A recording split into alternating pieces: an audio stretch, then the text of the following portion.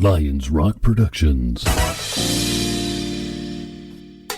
This is Jay This Moore. is Greg Proops. This is Jordan Harbinger. This is Dexter from The Offspring. This is Nathan This is East. Sebastian Younger. This is Rick Marotta. This is Stuart Copeland. This is Mick Gillette. This is Andy Summers. Hey, this is Skunk Baxter. This is Gabby Reese. This is Rob Bell. Hey, this is John Leon Guerrero. Hey, and this is Pete A. Turner. I'm Tom Colbert, and you're watching the Break It Down Show. And now, the Break It Down Show with John Leon Guerrero and Pete A. Turner. Yes, you are. We are once again breaking Zodiac news. Tom basically is the main driving force. Him and his wife put the crew together. That includes my former commander, Erik Kleinsmith, my fellow counterintelligence agent, Jen Bucholtz, and all of the different detectives and specials that you put together. You, I guess I could say, from my point of view, you are the head of the case breakers. Well, that's a nice compliment. And we haven't stacked it, by the way, with just Army. But you're smart, though. You lean on I like to describe because, look, I describe myself as the ringmaster, and these guys are all the lions and tigers. They have the talents, 1,500 years of skill sets in every field possible that you need in investigations.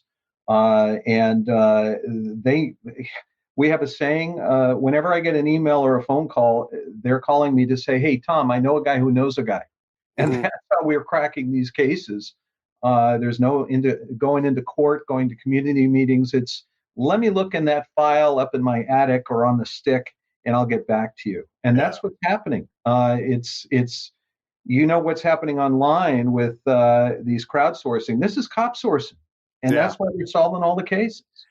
This is one of the things that I don't think people often realize. We talked about this when we had Jen on previously talking about cold cases. You have a given amount of time for a police department to solve a crime. Now, in my hometown, which is where some of the Zodiac stuff happened, Benicia, back then.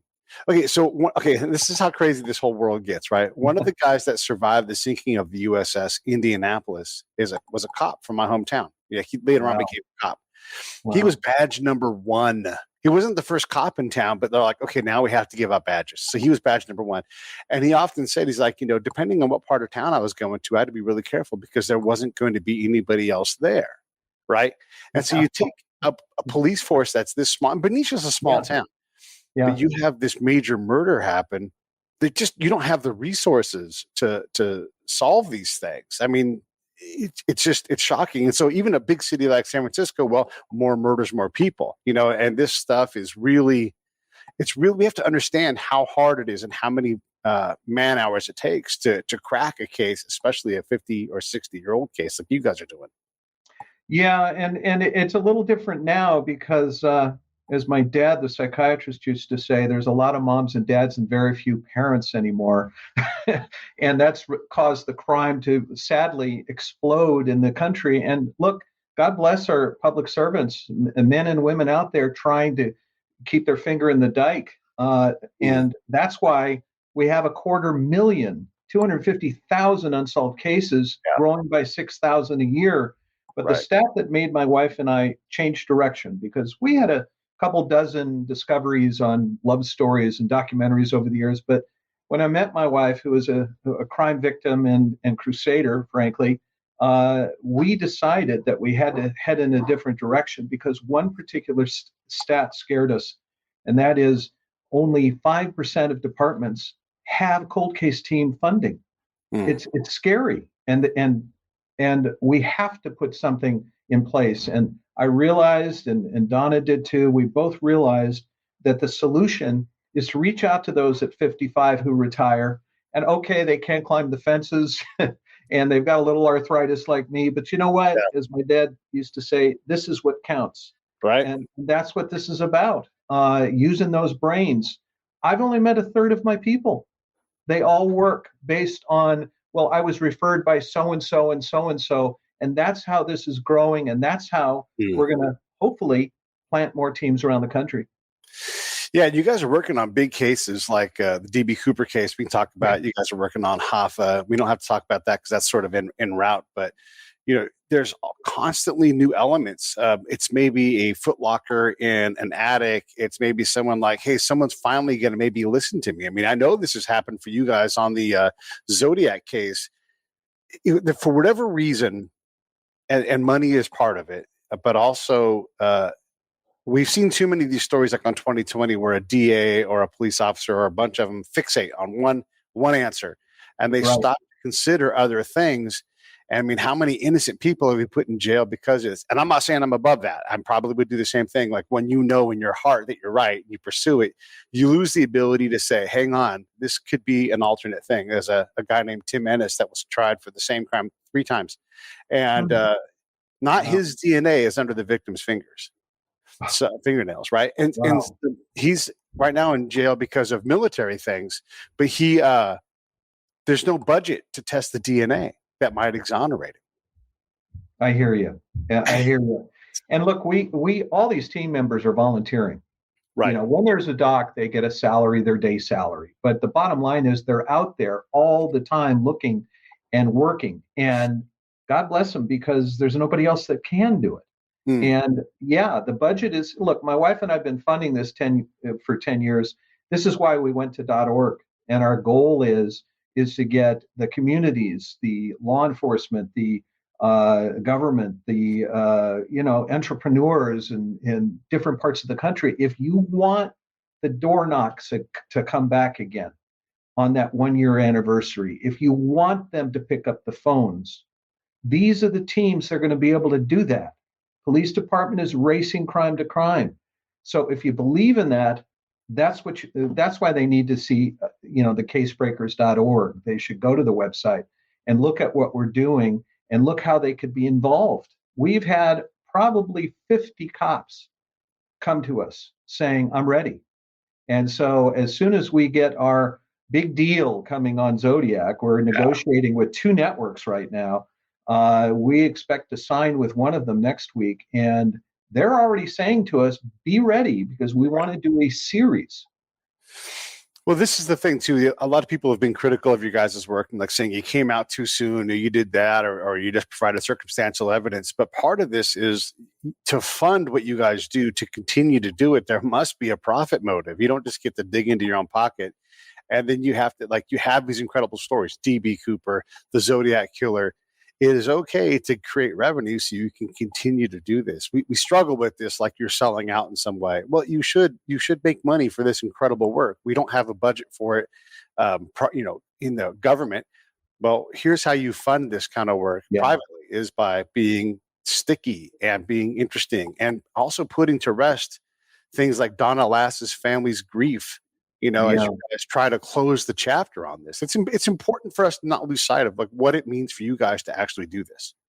Well, yeah, and I would tell you that we decided when we put this team together, we're not in it for fame and fortune. We are in it to help the families, and our frustration when we did go public. We don't go public. We've been working. Everybody I've noticed on Reddit has said, "Hey, we've never heard of these guys." Well, thank you very much. We've been working for 10 years that way. Easy working. Yeah. We went public for one reason.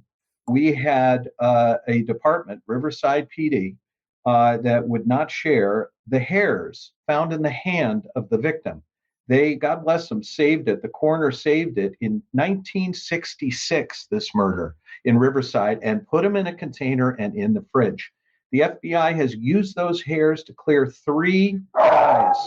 Pardon me, that's the dog. That's all right. Celebrating clearing criminals. Yeah. Cold case dog. So the bottom line is that we had to go public because they would not share the hairs, the last evidence in the Zodiac case.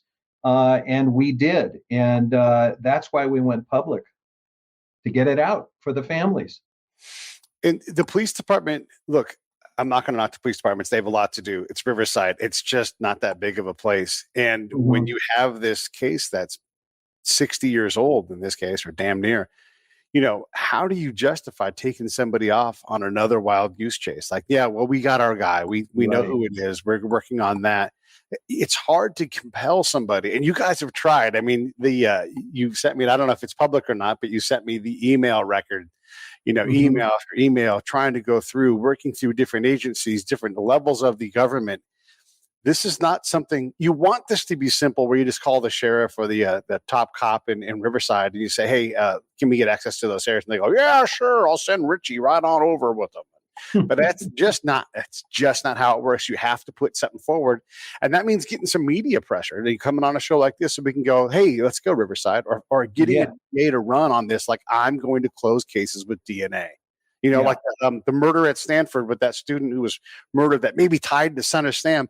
That's a crazy whole thing. But without a doubt, DNA changed that outcome on another 40-year-old case. For sure, these things are moving because of that. Exactly. And I have one cop on our team. Bob told me that, the bigger the department, the more the politics. There's all these different, just like in any corporation, there's a hierarchy and the egos you have to deal with. But we also want, as Jen pointed out, we want them to understand the technology wasn't around back then. They should have no guilt to work with labs that we're talking to, forensic experts. This is for them. And some get it, some don't, but there is no alternative, folks. There's not enough tax dollars in the world for more cops, let alone defunding cops. Right. This is it. And I'm not comfortable, and I'm sure you aren't either. You think about, we grew up, if there was a crime on your street, it was unusual in most of our neighborhoods. Now, if there's not if there isn't a crime, we're surprised. I mean, it's a sad situation. This is the only way to do it, and multiply the teams, the volunteers. Yeah. And there's a lot of old cops with wanting to. Oh, yeah. The other thing that happens when you go public, even if it is too early for someone's taste, is that someone who's like, there's a chance. I've been holding this secret, and now I can give it to you because someone's going to listen. Because look, when you look at something like the Kennedy assassination, there are tens of thousands of leads. Even then, you can't chase them all down. I know they say they do, but you can't. You're not going to chase it down with the same kind of mental clarity as someone else who's like, this is the one thing I'm going to do is chase these things down. So has anything broken since Erik broke the news on the Break It Down show a few weeks ago about the Zodiac case? Anything new? Oh, gosh. We got a lucky break a couple of weeks ago, and I'm not sure what detail Erik gave, but we got tipped that 2 years before the Zodiac died, he decided to hand out all his weapons and his gun parts and literally over 1,000 shells, both the shells themselves and the full bullets, to his favorite friends in town. And this was done 2 years ago. Well, one of them gave us the tip. And Donna and I decided that I needed to get up there ASAP, a good 7-hour drive into the High Sierra, and befriend these people. And we now have the evidence of the shells, particularly 9mm and 22s, because that's his most choice weapons. They're now at 3 different labs in Maryland, in the Salt Lake City area, and California. And they're all being analyzed for forensics. And obviously, they're looking at the shells too. Very exciting. And there'll be some results pretty soon. What do you think we might find from that? I know I'm kind of putting you on the spot guessing, but what do you think we might get from this evidence? I truly feel that we're going to find, well, number one of the labs, they specialize in pulling DNA off of shell casings. That's a particular lab. We have another one involving that does MVAC, which in essence is a special liquid that's used to wash items. And they can wash, I understand we heard a little broadcast from this expert. She was describing how they can even find something on rocks now. I mean, it's just incredible what's coming out with the new DNA. So we have those hairs in the hands of Riverside. Yeah. They were done by the FBI. The FBI is going to get a call from our team and our production company with pressure to say, you guys did the lab work on those hairs. We'd like to compare it to our man. And we, of course, have lots of things with his hands all over him. When you guys get that call and they're like, yeah, we'll go ahead and we'll compare it against Poste, how nervous are you that this might go the wrong way? Because, I mean, we know, but do we know? I will be honest with you. My wife and I have noses for this. Our noses are twitching, and that happened with Cooper. I'll float back to Cooper quickly because Sure. when we got wind that money was found on the shoreline, we had one of the two drug runners that helped plant the money on the shoreline, a 7-year crime partner of Mr. Rackstraw, D.B. Cooper. And when we heard that, and he was claiming to be Cooper, the drug runner, but then suddenly it came out they were 7-year friends with, a parachuting guy from Vietnam. I turned to my wife and I said, honey, we got him. All we now have to do is find the evidence to prove it.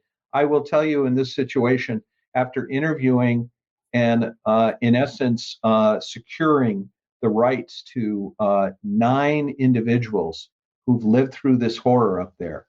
Because the Zodiac, when he moved up, and I know we'll talk about it in a minute, when he moved up into those mountains with the kids and trained them in killing everything possible, it wasn't for food. It was, as he called it, the thrill of it.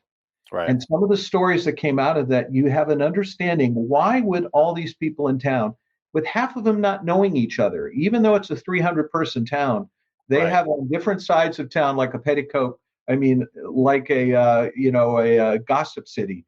There are some people that gossip here and there. They don't know each other, and they all have the same horror about this man. That doesn't happen by accident. And that's when I realized all we need is the evidence. I also want to bring up the fact, and I want to get into the small town and the rugged nature of the High Sierra, because a lot of folks have questions. And listen, I don't mind the questions. I don't mind the rigor that you guys are going to have to go through to convince people. But let's also understand that there's an entire industry on DB Cooper not being discovered. Right. There's an entire industry on the Zodiac Killer. You know, everybody's got their guy. Arthur Lee Allen is not the guy. It's just he has these fatal flaws, but you cannot convince someone if Arthur Lee Allen is their guy. And this goes back to that police thing. Once you lock on in your guy, can you let it go? So people refuse to have this be solved because they've got a vested interest, whether it's financial or emotional or mental. These things matter. And again, when you go public, you start to apply pressure on these standards of who DB Cooper is or isn't or everything. It causes things to change. Absolutely. And I will tell you that one thing that shuts people down, many people down, is we're volunteers. This is not about money. We're out there working, as Jen has talked about. What's the motive? Glory? No, it's not glory. It's for the families. Right. And secondly, look, I've dealt with all of them. I'm dealing with the Cooperites, the Zodiacers, and the Hoffodites. And they're all going online saying, that's so weak. That's that. Well, we're not revealing all our evidence. It has to be held for a documentary so we can make our money back. Yeah. And that's it. And it's a nonprofit. So what's the big deal here?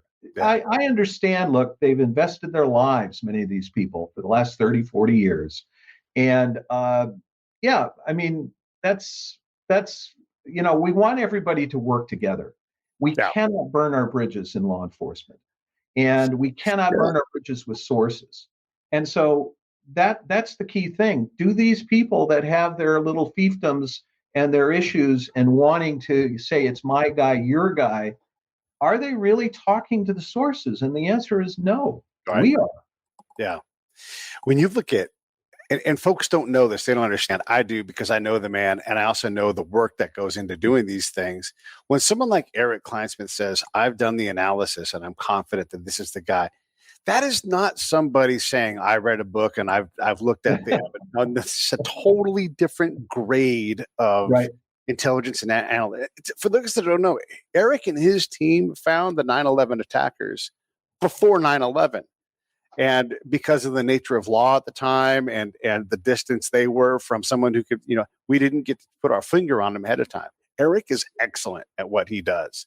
And he is brilliant, and people hire him because he's brilliant. And you guys get to use his skills in the case breakers. When you show Rackstraw the analysis, and he's like, oh, he doesn't say no. He starts to validate things. That's because Erik is really good. And Erik is just one of a team of people he have that are all just fantastic investigators. So if nobody else tells you, thank for doing that. And let's not lose sight, just for the audience, of just the amount of talent and expertise that that Tom has at his fingertips with these people. These people need to go up online and look at them. Just look at the team. It literally is said, meet the team, and they get to know this. Let me tell you, when these guys get together and argue, this is not one opinion. We have arguments and discourse, and then it comes back together. Sometimes it doesn't come back together, but we all have to agree which direction to go. And that's the reason we feel so strongly on what we have. I mean, it was my FBI guys, after they looked the scar on the Zodiac on his forehead, and then we found the articles that realized in 59 he had brain surgery and scars, and the scar at 23 years old is the picture we have. The FBI guys said, I'm sorry, that's irrefutable. Yeah. And they don't say that lightly. You can't get very many good things out of the FBI. They're very, very, I hate the term. They always just say, well, that's interesting. Come on, give me another verb. Give me another description. Interesting. Yeah, you've got someone who's likely got a traumatic brain injury. They've got scars. There's scars identified in some of the sketches. But again, I can understand why someone would say, okay, there's scars on his forehead. I mean, maybe that fits these sketches. And look, sketches, handwriting samples, voice ID, this stuff is at best questionable. It's a absolutely puzzle. So when you say scars, why should we care about that? I would tell you it's a piece of the puzzle. Okay. And when I say they call it irrefutable, they are talking about one thing, the scar. Mm-hmm. They are not buying it yet either. And they have to see the evidence as it comes out. And I will tell you the most interesting one was Riverside again. Mm. And we found a half dozen interesting pieces of evidence at that scene that imply the Zodiac is involved. Right. And if you want me to go into that now, or we can do it methodically, it's up to you, Pete. Well, I want to go back to the rugged nature of the High Sierra doing and his inculcation of these people. I mean, this is a guy that wanted to collect people, whether it was slaves for the afterlife, or people who would torture and kill animals for him. I mean, this is he's doing it by proxy, which for me, that makes a lot of sense for the kind of guy he was, because he wants to create something evil. And he's not going to do it himself. He's going to have others do it. And what proud parent wouldn't love watching their kid play baseball? And you're like, I could play baseball, but man, it's so much fun to watch my kid do it. Yeah. I would tell you that when he stopped killing, and this comes from multiple sources, okay, and former law enforcement too. When he left the Air Force in 1963, he went to a union painting school, met a partner. They created a painting company.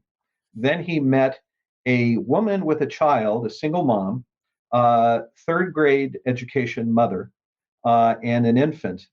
And he adopts them and marries her and moves up to a small town in the High Sierra. Now, what's intriguing about that is this was a cover. The family was a cover. And how do we know that? The neighbors of the wife, and the wife is now in assisted living. But she comes and goes. And some of her neighbors asked her and said how he treated you. This is after he passed away. She said she never slept with him, consummated the marriage, never was in the same room with him. There is not one photo of them holding hands, arm around her, none. And she said, you never even kissed him? And the widow said, no, we never did. It was a cover. When he never went to funerals, he never went to weddings. When they went to the market, he stayed in the car and made her get it all. I mean, this is his ultimate cover. That's how sophisticated he was. And then he adopted these kids. Now, that happened because when there were a bunch of wayward kids up there in the 70s, I can relate to that age group, that were hanging around, and he became a second father. And he started fires. He had a fireplace or a barbecue out in the woods. He would bring pot, and he'd bring liquor. He'd get these kids in their late teens and early 20s. He was indoctrinating. Yeah. And he was teaching them how to turn pipe bombs into bombs that would blow up homes, sugar into cops' cars, gas tanks. When a cop moved into town, he'd ordered them to go throw rocks through the windows and chase them out of town. He had this posse, this criminal posse, and it would float between 3 or 4 up to 10. We've counted as many as 10 that would go up with him in the mountains. And even though he had a painting partner, his biggest complaint was that guy's just gone away again for a month with the kids in the mountains. He would go for a month at a time sometimes, and they would shoot everything they could get their eyes on. He'd hand out weapons. And there was 2 cases. One of the guys said, is this for food? And he said, no, we do this for the thrill of it. But the case that really shook us when we heard it, on one such trip, he asked one of the kids to climb out on a branch and hang a cachet with meat in it, literally dangling from this. And then they went up in the mountains. And a week later, they come back. And what he also did on the tree trunk is he put salmon hooks into it. And so he unfolds a folding chair, and what's there but 3 bears bleeding slowly to death, caught on the hooks. And what does he do? He sits there for hours, laughing and talking to them. Ladies and gentlemen, this is the Zodiac. Right. And that's what he did. He taught them. There are photos of him with his blood up to here inside the animals. He would get into it, as one of them described it. This is where and how he lived.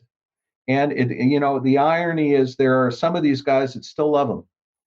They knew him in a different way. Yeah. He had this odd side, they'd say, but they said he was a great father figure. I think some of them still have some mind control issues too.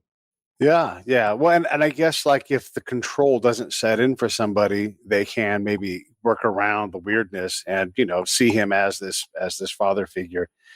The one of the things that people are struggling with is the remoteness of where the weapons cache is.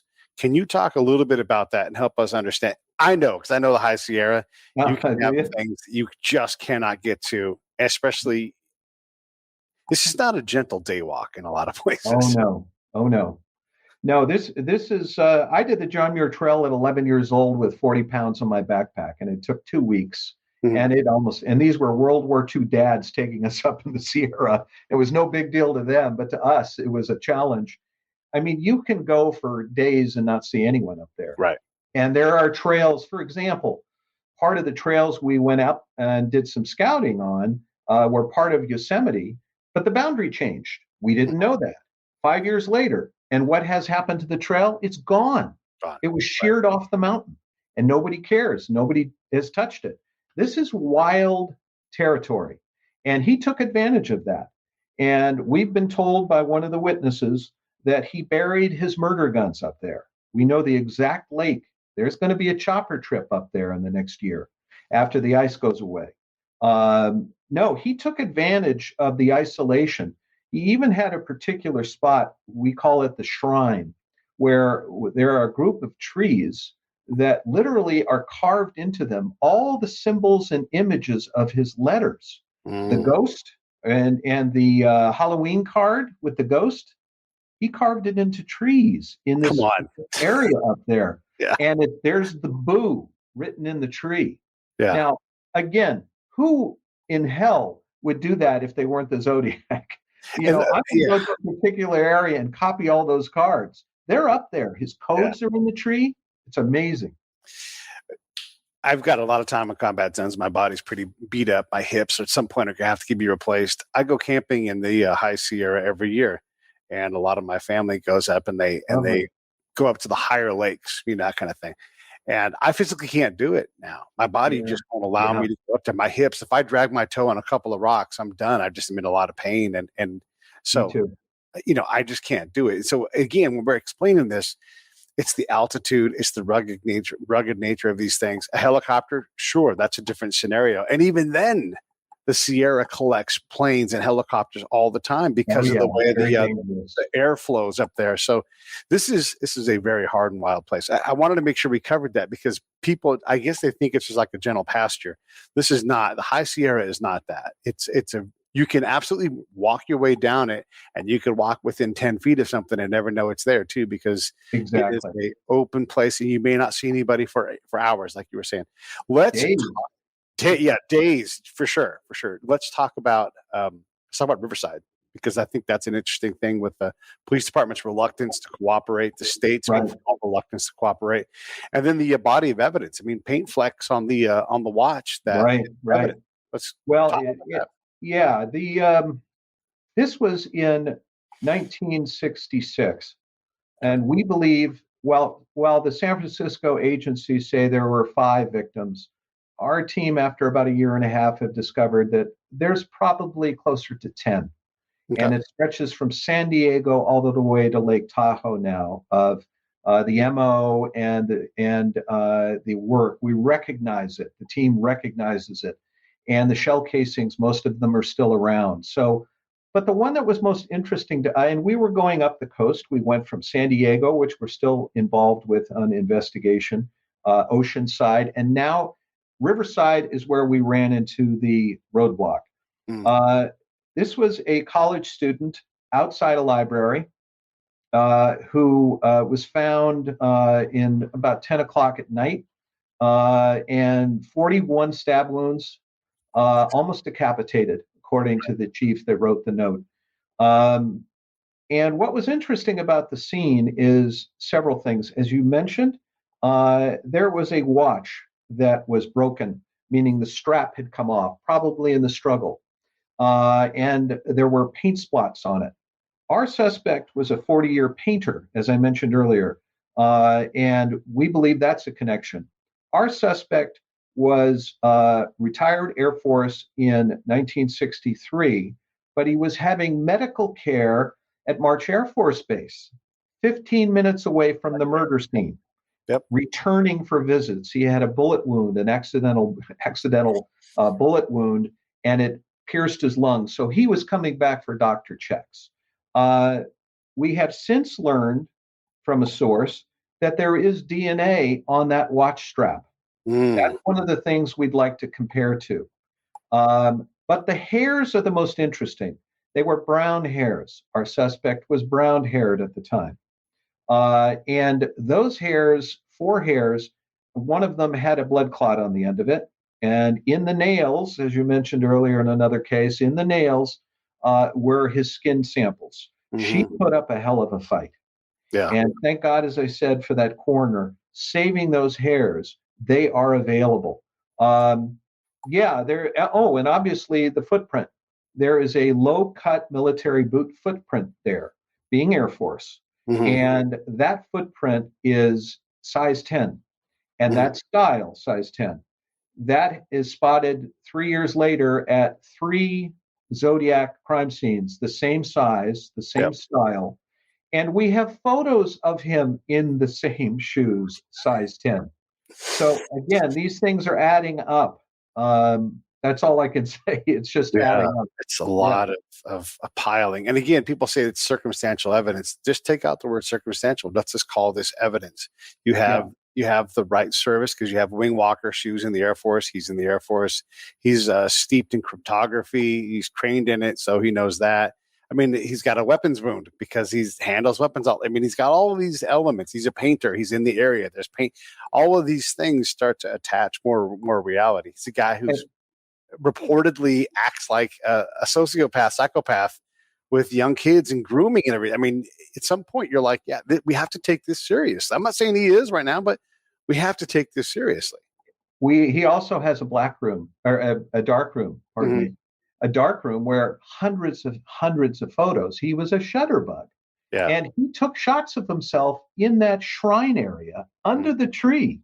Yeah. As he sets up the camera and the old click, click, click, click, and he's ready for it. He even puts on the hood again. Oh, my God. He puts on the hood again and does a silhouette shot as the sun goes down on the tree. You see the tree has been shredded. He took the bark off so he can draw on it. And there's the flying ghost. There's the boo. And then as the sun goes down, he is wearing in silhouette the hood. Now, again, who is going to do this other than the Zodiac? Right. This was his shrine.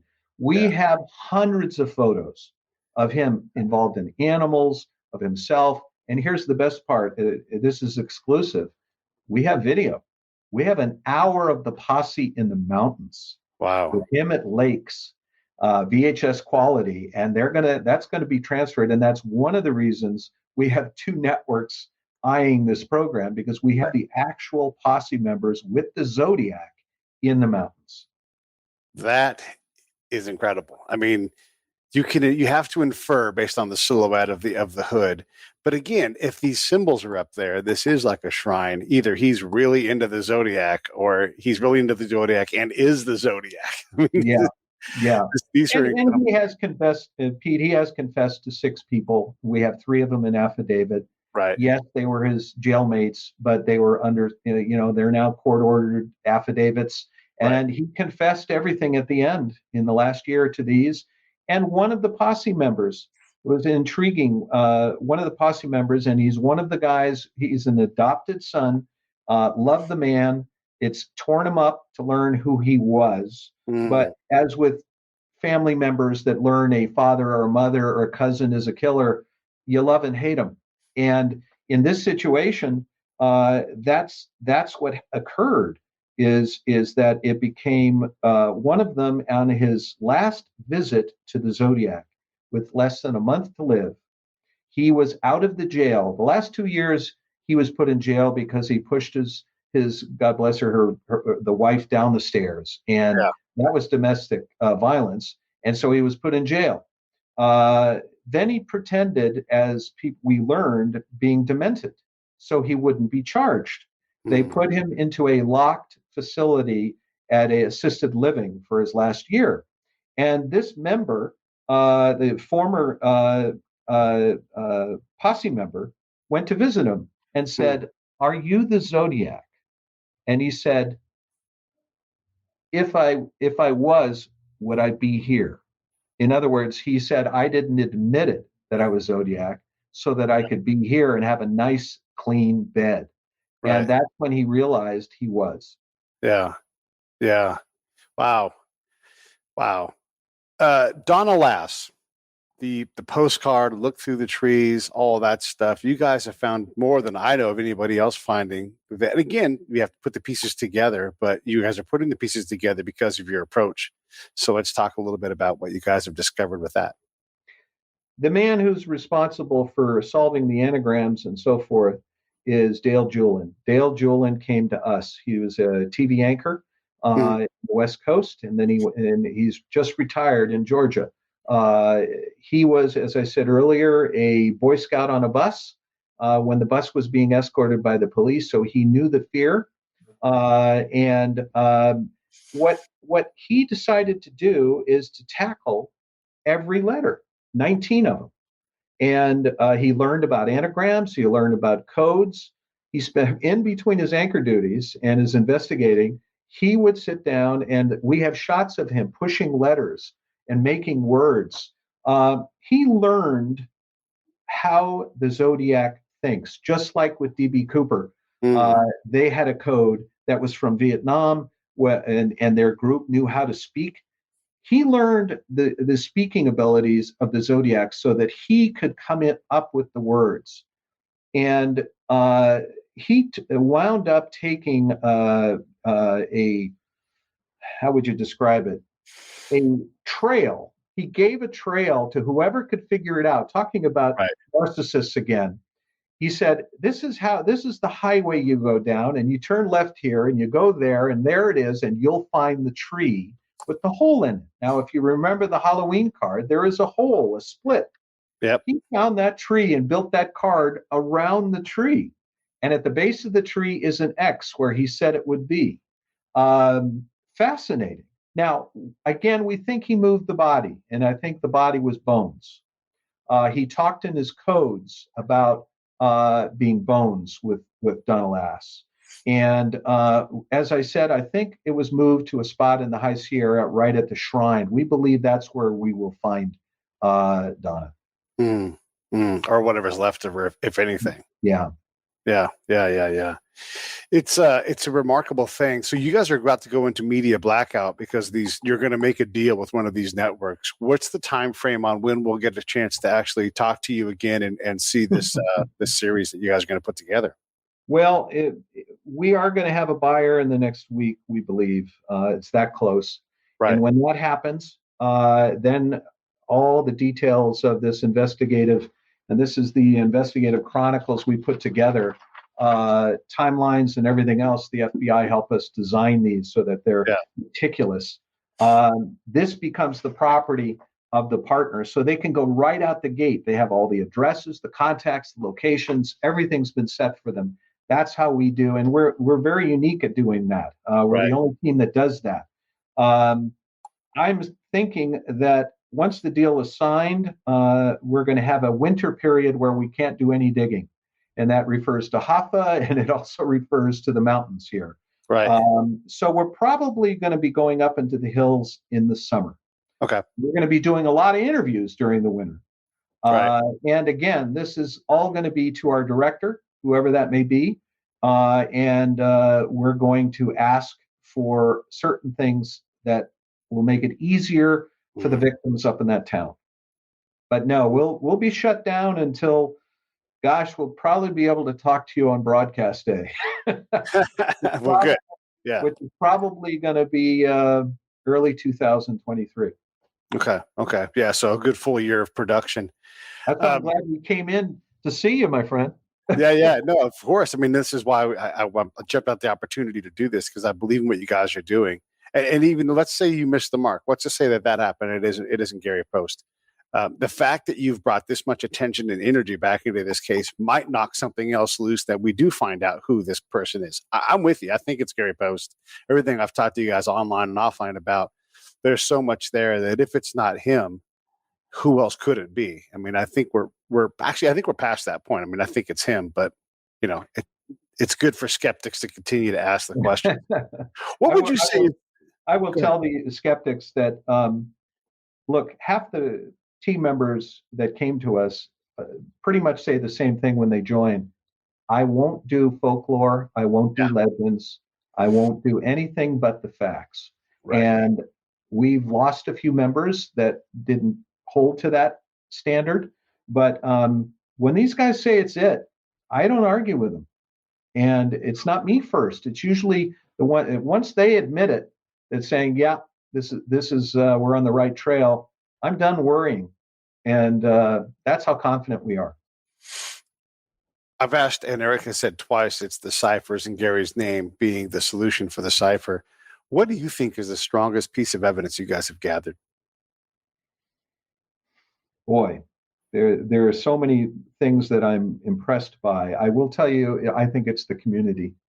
The community and the community who gave up all these shells and gun parts. And we're going to be pulling DNA off that, and for comparison, hopefully, to the hairs in Riverside, or the profile of the hairs that the FBI lab did. There's going to be a lot of pressure on the feds, because as you know, right now they're digging in New Jersey with the FBI on hand. Right? And they've talked about getting involved in other cases. They're a little intimidated by us because we didn't have the best relationship in DB Cooper. And we're hoping the FBI comes back. We went to them. By the way, I went down to Los Angeles FBI headquarters, met with one of the agents in charge, showed him the Zodiac and showed him the Hoffa situations, the raw materials. And he goes, you guys have solved it. Yeah. I'm going to call the crime division. 3 times he called the crime division and FBI, and all 3 times said they wouldn't engage us, which is sad. And I'm hoping that changes. I hope so too. And a similar thing happens with the Son of Sam, and the possibility of there being a greater thing. To go as far as the police union not wanting any action in this, and them applying political pressure on people to not cooperate. If we've got the ability to solve these crimes, and you guys have done all the expensive work, let's at least eliminate Gary Poste then. If not, go, yeah, it's him. I mean, I don't understand why it's so precious. Okay, I get it. Riverside's got a different guy. All right. Well, here's always this 2-inch stack of paperwork. Can we just run this and then do it? What other DNA evidence exists? The Lake Herman murders, there were shell casings left. Pretty sure the shell casings at Blue Rock. These the technology to pull DNA off of shell casings is brand new. And this is a specialist that we're so excited to have her on board. And we have shell casings in most towns. There are, Francine is her name, Francine Bardell. And she is phenomenal in inventing this ability. And it's unique. And that type of situation is going to open eyes. We have shells in San Francisco. We have them in Vallejo. We have them in San Diego. We're going to be approaching them with our gorilla in the room, and that's going to be the network. So there'll be some pressure on these folks to compare. And now we can use MVAC on clothes. They have kept a lot of the clothes on the victims. Mhm. They've stored them. So there is a lot of hope here. A lot of hope. Could even be DNA on the Stein shirt. That if you take the time to tear something apart. Yeah, unfortunately, the Stein, that was compared to our Zodiac suspect because we gave it to San Francisco and Vallejo. Yeah. They are no longer sharing it with us because of Riverside. All the wagons circled, and now they're not working with us. But they did compare. In fact, when he was arrested for the attack on his wife, that's when Dale got the DNA. But the San Francisco investigators said, no, thank you. We're going to drive all the way up to Tuolumne County Jail and get our swab. So they had the swab, came back, compared it. But as you know and I know, nobody was keeping evidence in secure places or refrigerated. Right. And again, the only one we know of is Riverside. So sadly, they could not get any complete match on anything there, including envelopes, including stamps, nothing. The Kathleen Johns story where she's abducted and everything else, is that part of your guys' focus, or is that a bridge too far to link that to the Zodiac? I know that there's belief about it, but what are your thoughts? Well, I will just tell you what the evidence shows, and I haven't made a decision either way because she has passed on, right. and there really is no one we can compare notes to. But the fact that the Zodiac himself talked about it, and the FBI talked about it, but there was no conclusion, and I fall in that area. That look, I can't imagine a mother with a baby would suddenly seek all this publicity and make it up. And then her car was burned mysteriously. Right. She didn't burn the car. So I would say that it is a very interesting story, but I don't see where it can go from here. And then the other thing about is if that is a Zodiac victim, look at how different that MO is. Yeah. And so that opens up, you guys have 10, Zodiac claims, I don't know what, like 50 plus or whatever it is. Mm-hmm. Kleinsmith has the number, I think above 80, if I remember correctly. Mm-hmm. There's a lot of people out there that have died and have been unsolved. And if you're willing to go abduct a lady on Highway 4, you're creative and you can pretty much do whatever you want. I will mention that something we can ask of your listeners, and that is this. We have noticed, as we said, it's not 5. We think it's closer to 10. Right. There is a murder every year from 62 to 70, except 2 years. And that's 67 and 65. This guy is so meticulous. I have no doubt he killed somebody every year. And I ask the listeners and viewers to, if you know someone that has the MO of the Zodiac victim or the Zodiac suspect, please let us know in those 2 years, because we think we're going to find, once we do our study in the documentary, we're going to look at 65 and 67 and see if what he was doing at the time. He was out of the military. Right. So we'd like to know if there are any murders that match. Yeah. And the other thing is in California, at least, we have a lot of beach and a lot of it's very secluded. Oh, yeah. And if you get a hankering for killing somebody, and people still do, they sleep overnight at the beach. It's not hard to find a victim that is no one's ever going to hear. No, and you can sneak right up on them, especially if like lovers or whatever.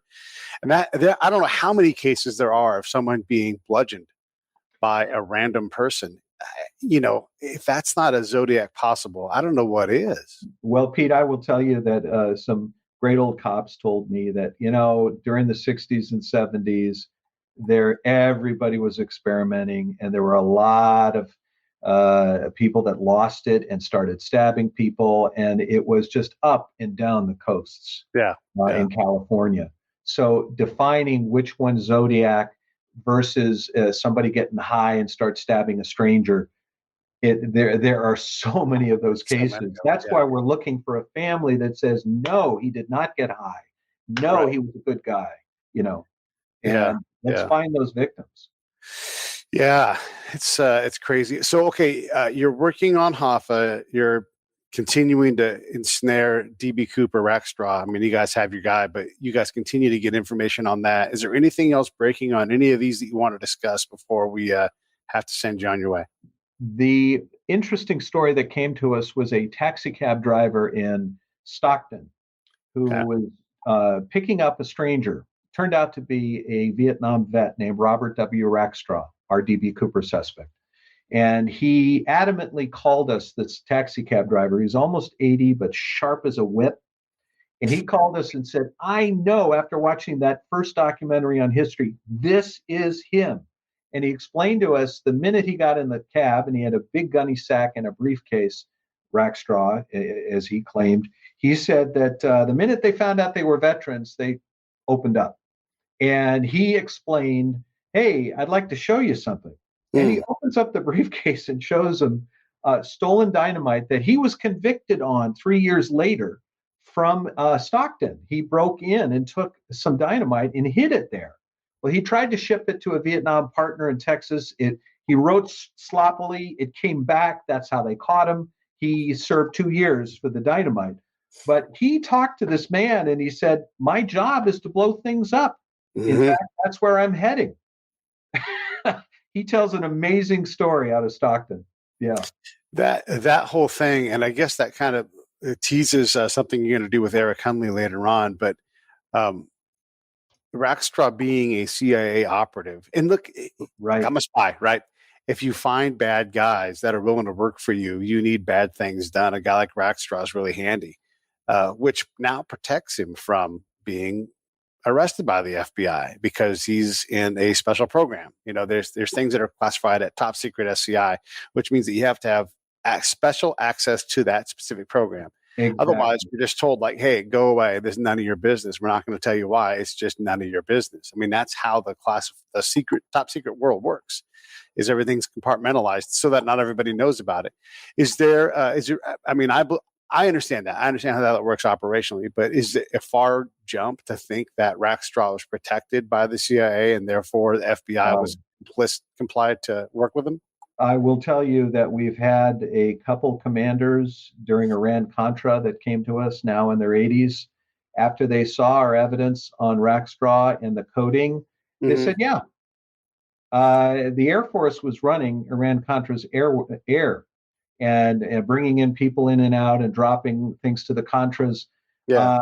These guys were in charge of that Air Force job of running the skies down there. And they said, yeah, we knew he was Cooper.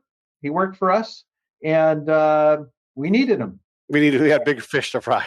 Yeah. And what was really intriguing is that, look, we don't question our heroes in the shadows that are keeping us safe, but I question a guy with 32 criminal titles, 22 identities, and families and jobs in 5 countries. Yeah. That's not a representation of, in my view, of the CIA. Right. And they looked the other way. He wound up killing his own father, according to his own partners. Yeah. And got away with it. Yeah. Well, listen, it's great to have you on. It's great to dive into all this stuff. Hopefully we've given some of the critics some answers to some of the questions. Anything else in closing before I wrap this up? Yeah. Just quickly, I want to remind the audience, if they want to get involved in this, we need you. We want to expand these teams. So please go to thecasebreakers.org. Go down at the bottom if you want to read about D.B. Cooper. Go down to the bottom to read about the Zodiac. There's a summary for Hoffa. It's fascinating stuff. And again, it's eye-opening. And I think they'll have an understanding of what the evidence is. I do also want to remind them that there are 25 Cooper books, but this is the only one put together by FBI agents and our team. And it has not one, but 3 national awards for true crime. Pete, the sad part of this book is the FBI tried to shut it down after the first documentary in 2016. They literally said there's nothing new with Colbert. This is why it's won its awards. Yeah. And we hope they look at it. How about a hunk of the parachute? Come on. Seriously. All right, man. Listen, stand by 1 second. Let me shut this thing down.